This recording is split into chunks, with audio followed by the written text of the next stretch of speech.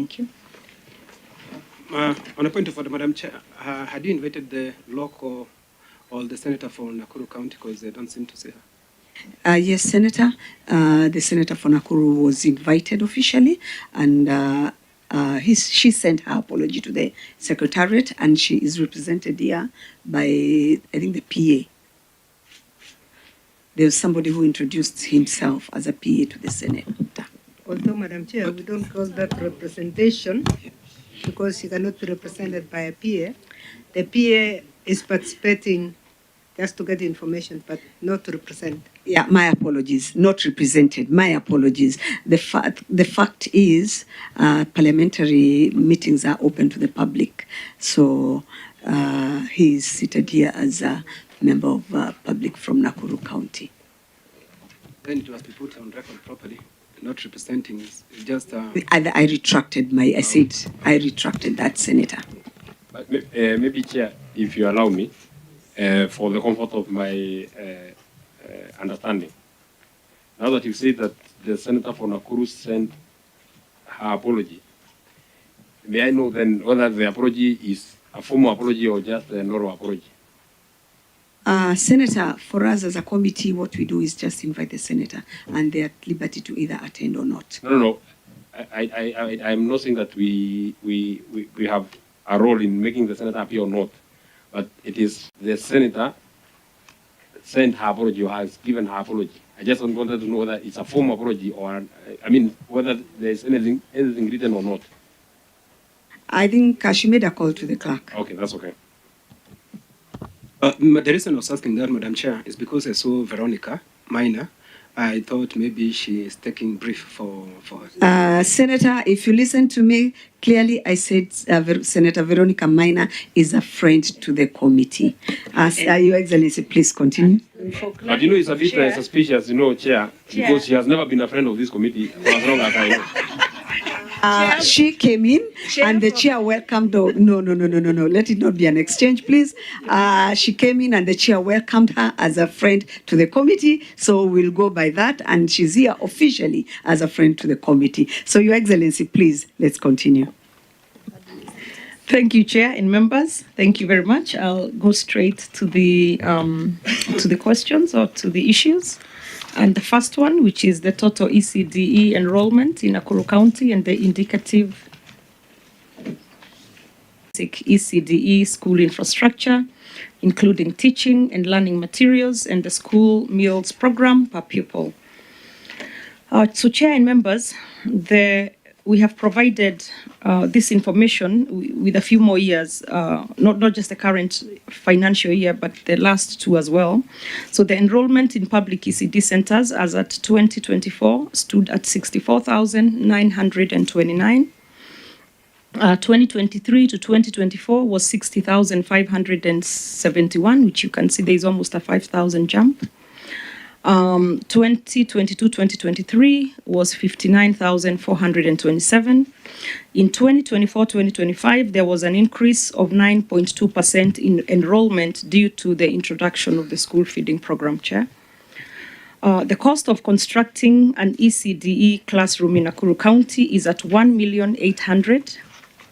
The classroom includes terrazzo floor finish, rainwater goods, tank on concrete base, electrical power and lighting points, 36 chairs, 6 tables for the pupils, age appropriate, of course, and 1 table and chair for the teacher.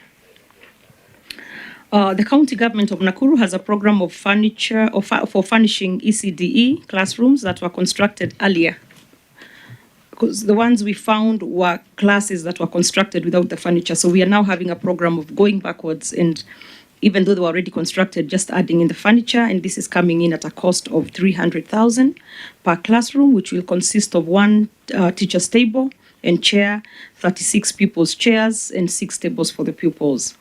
To support the school feeding program, the county has constructed 8 kitchens at a cost of 2,100,000 each. This includes the cooking area, a store, worktops, washing sinks, storage cabinet, 2 energy-saving jikos, water tanks. The kitchens are intended to serve the surrounding schools in a ward, so that in each ward we have one that serves the schools, and the county plans on upscaling or introducing lunch programs, meaning instead of just the uji that we have right now, to go to food eventually. Outdoor play equipment have also been installed at a cost of 150,000 per set of seesaw balance, slide, swing, and merry-go-round. In the financial year 2022 to 2023 and 2023 to 2024 and 2024 to 2025, the county allocated a total of 25,889,777 towards provision of instructional materials, that's the textbooks, for pupils' books and teachers' guide in all 5 activity areas, namely language, mathematics, environment, creative arts, and religious education. A total of 26,296,000 was spent towards the procurement of age-appropriate furniture in the financial year 2022, 2023, and 2024 to 2025. The county has a school feeding program where 1,061 public ECD centers with a total of over 64,000 pupils are provided with a cup of fortified uji at a cost of 16 shillings, every school going day. So every day, Monday to Friday. The annual cost of the feeding program is at 200 million, which is fully funded by the county government. Hence, parents in Nakuru County are not required to contribute anything. And just for the information of you chair and members, you can see the specifications of the fortified porridge specifications, the nutritional value. Yeah, we can leave it as it is. So I don't need to go into that. Yes. Do I proceed to 2 or let you first? Yes. I just proceed, okay. Sawa. Just to guide, we will do the ECDE first, and then we can go to TVET. So proceed to all the questions pertaining ECDC. Oh, okay, good. All right, Chair, thank you, and members. Number 2, the annual budgetary allocation in education sector this financial year, 2022-2023 to date, indicating the specific allocation and expenditure for ECDE sector, county vocational training sector, and county bursaries and scholarship. The county government allocates 6% of its total annual budget towards education, ECDE and VTCs. We leave the chart as it is. Members, please look at it so that you can note the questions you have to ask. So we'll go to number 3. Great, Chair, thank you. Number 3, the comprehensive details of all ECDE teachers employed in your county, I guess it's the question from the Senate, employed in your county, indicating their respective cadres, terms of employment, salaries and remuneration, distribution per sub-county, and the teacher-pupils ratio per ECDE center. As of 2022, the county government had 677 employed teachers, of which 266 were on contract. Currently, the number has increased to 841 teachers, and all my teachers in the county government of Nakuru are permanent and pensionable. The table below indicates their cadres and distribution. So, Chair and members, I'll just skip right through to the next question, but you can see the table showing the teacher-pupil ratio per ECDE in the county. So we jump all the way to page 33. 43 or 33? 33. For question number 4. The implementation status of the ECDE teachers scheme of service in the county and indicative cost of its implementation. All the teachers employed by the county government of Nakuru are on permanent and pensionable terms as per the scheme of service, and is Annex 2, which is a scheme of service that's attached. We just concluded recruitment process for 181 ECDE teachers to permanent and pensionable terms at a cost of 83,856,240 shillings. And you can see the basic salary and all that from the tables below, house allowance and all that. Okay, we go to question number 5 on page 34. Measures that the county government has taken to ensure that the ECDE learning environment is adequately resourced with learning and teaching materials, and that ECDE teachers are engaged on enforceable Nakuru County School Feeding Program policy and school health policy in line with the above mentioned policy guidelines. The county government of Nakuru has implemented the following strategies. Number 1, the construction of child-friendly pre-primary education infrastructure. That's the classroom, the toilets, the kitchens. Nakuru County has improved design for construction of an ECD classroom. The current classroom consists of terrazzo floor finish, rainwater goods, tank and concrete base, electrical and power lighting points, and age-appropriate furniture. Number 2, the provision of age-appropriate furniture for public ECD centers, a total of 5,000 age-appropriate chairs were procured in the financial year 2023-2024 and distributed to public ECDE centers. That's Annex 3, the distribution of age-appropriate chairs. Number 3, the provision of ECDE instructional materials for all learning centers or all learning areas. The county government of Nakuru has procured and distributed 37,200 pupils' textbooks for pupils and 4,040 teachers' guides to all public ECD centers. Annex 4, it's the annex number 4, the distribution of instructional materials. The procurement process of rationalizing or rationalized curriculum designs for PP1 and PP2 is ongoing currently. Number 4, establishment of outdoor play equipment like the swings, the seesaw balance, the slides, and the merry-go-round. Number 5, provision of school feeding program that offers porridge to all learners in public pre-primary centers.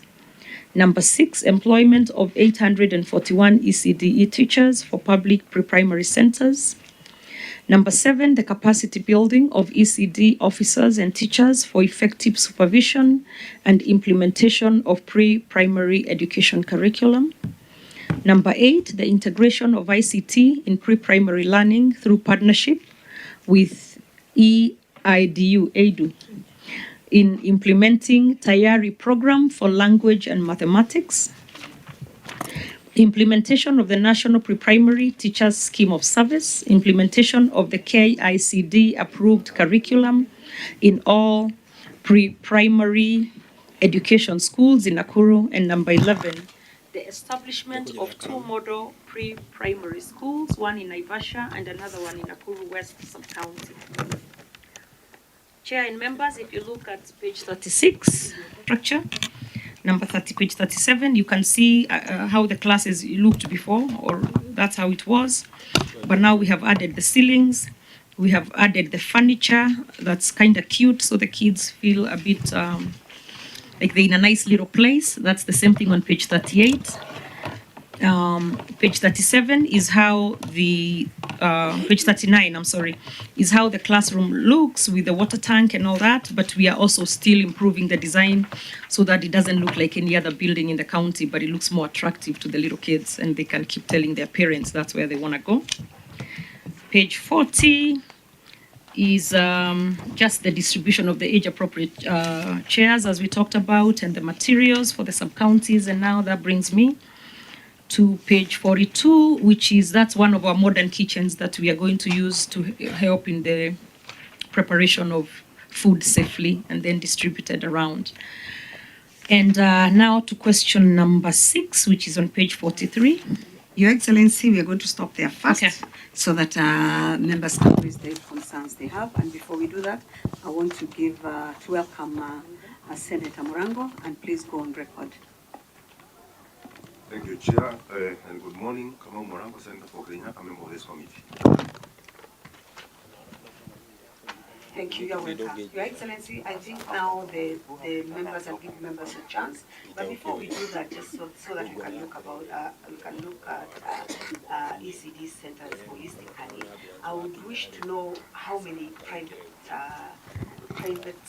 ECD centers, private-run ECD centers in the county, and what is the population of ECD going school children in the county?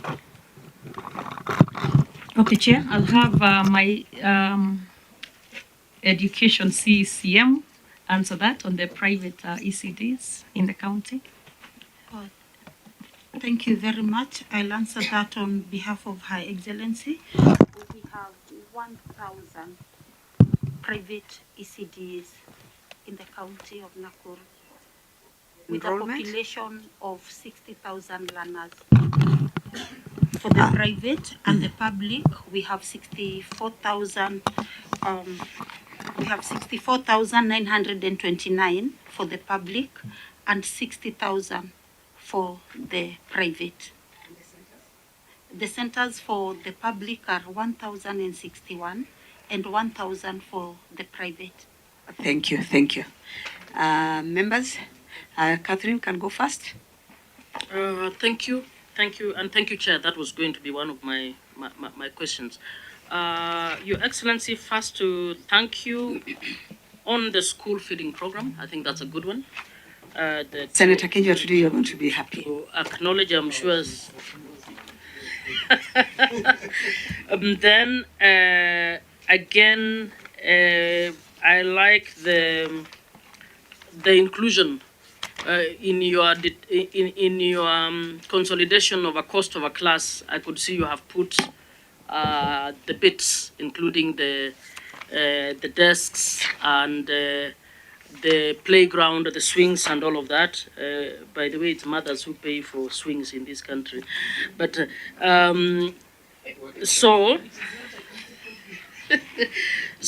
I'd like to thank you for that. Although Senator Professor Kamar will be telling you about hexagonal tables in a while, which might be helpful. But I would want to know that when it comes to the ratio in the class, you are thinking 36. It actually should be 30 maximum. 30 maximum, because the ratio of teacher to student is 1 to 25, not to stretch against 30. So if you have moved to 36, consider the hexagonal tables and only 5 in a class. And I think we will also be asking what is the size of a classroom for the ECD. But on a broader picture, Your Excellency, I would want to know whether Nakuru County actually has a Nakuru County ECD policy. Now, what we are expecting of a policy is that you have a broader vision on what Nakuru County entails in terms of population, what are your projections around that population, and therefore, what is your long-term plan around investing in ECD. Now, we are expecting counties to be the ones to do a lot of this investment because this was a function that was neither, not seriously anchored in public service. So with the 2010 constitution, it is the counties that will help us to actually anchor that project properly. So we'd want to know, does Nakuru County have any policy? Has the county assembly passed any laws? Do you have any strategic vision on where you're going with this? And the question Chair asked, which is important, if you have half or more than half students going to private facilities, how do we ensure that this is accessed by every child? Are there any children in Nakuru that are missing this? Bearing in mind Nakuru is a city and county, and therefore the influx within Nakuru will always increase. And then finally, the issue of toilets. I've seen the toilet. I would have wanted to see the wash area. The wash area, to see in some counties where we've gone, the sink is above the child.